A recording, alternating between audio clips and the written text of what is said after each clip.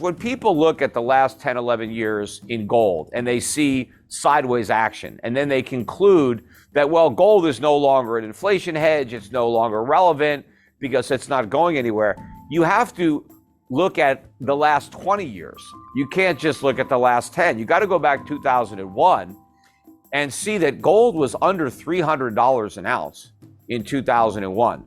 And it went from under 300 to almost 2,000 in 10 years. That is a big move for the price of gold. Now, following that move, gold did have a significant correction. Between 2011 and 2015, it corrected down to 1,050, but it never got back below 1,000. And of course, it never went anywhere near the level below 300 where it began the bull market. So gold had a correction, and then it rallied up and made a new high by 2020 after COVID. And it's pulled back a little bit from that high, but it is really consolidating the big move up from 300 to 1900, been trading sideways. It is building a new base from which the next bull market is going to be launched.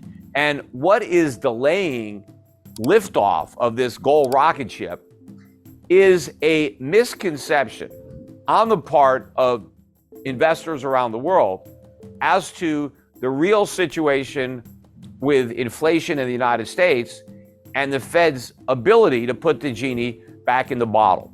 Because for years, the officials at the Federal Reserve were telling us that the problem was we didn't have enough inflation. Every time there's some type of evidence that the inflation problem isn't going away or is getting worse, the markets sell gold and they buy dollars. Why?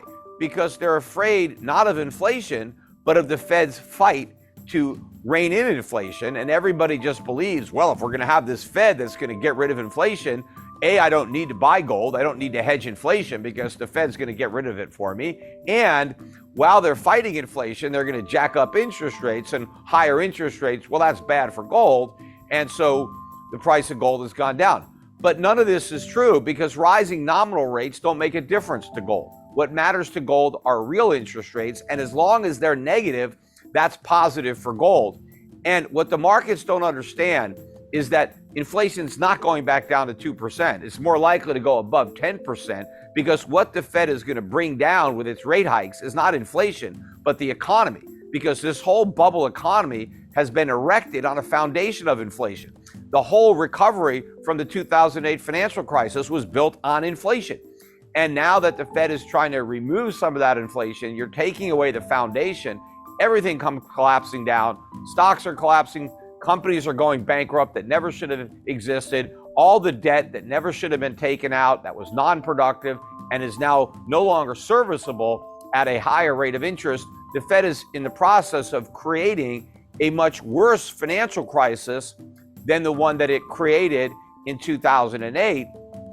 And so I think when investors start to appreciate the box that the Fed is in, that it's actually going to have to pivot, not in victory with inflation, but in defeat.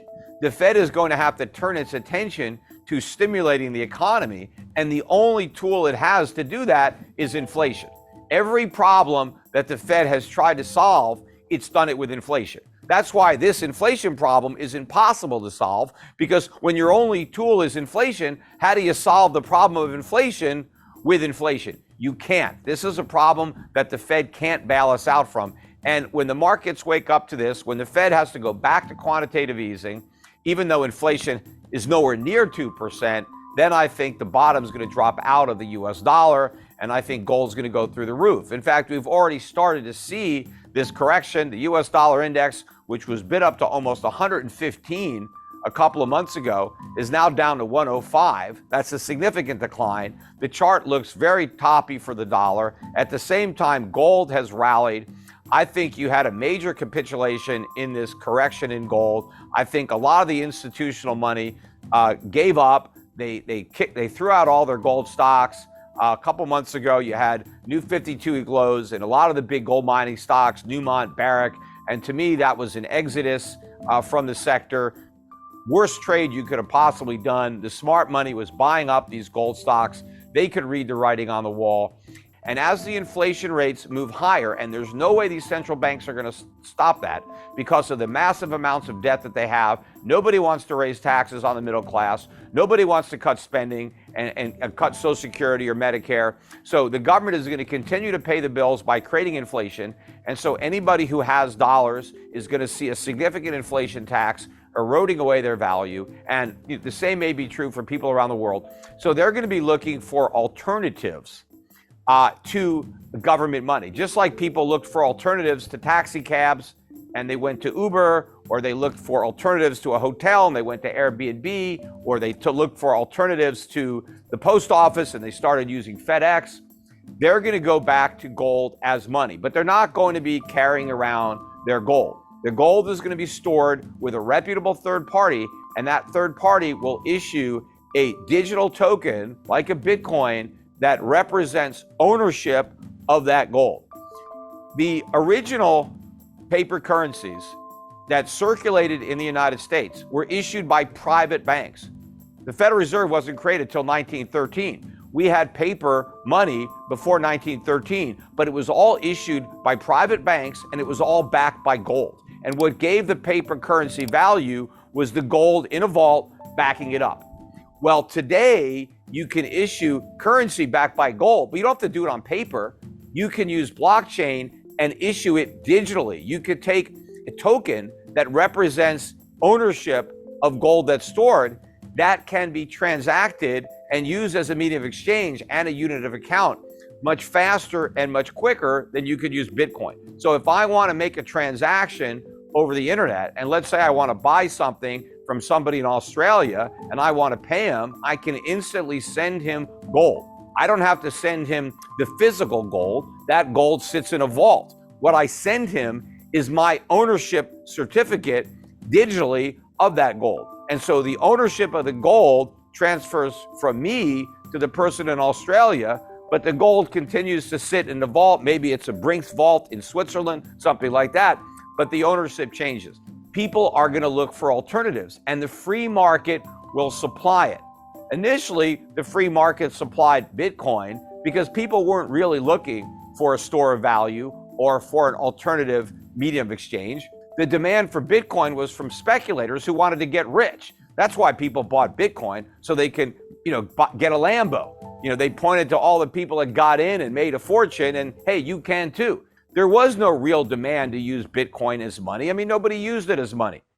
But there's going to be a demand to use gold as money. People aren't going to move to gold to get rich. They're going to move to gold to stay rich or just preserve what they have.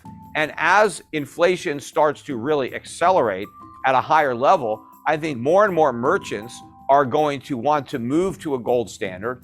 They're going to want to get paid for their goods and services in real money, in gold.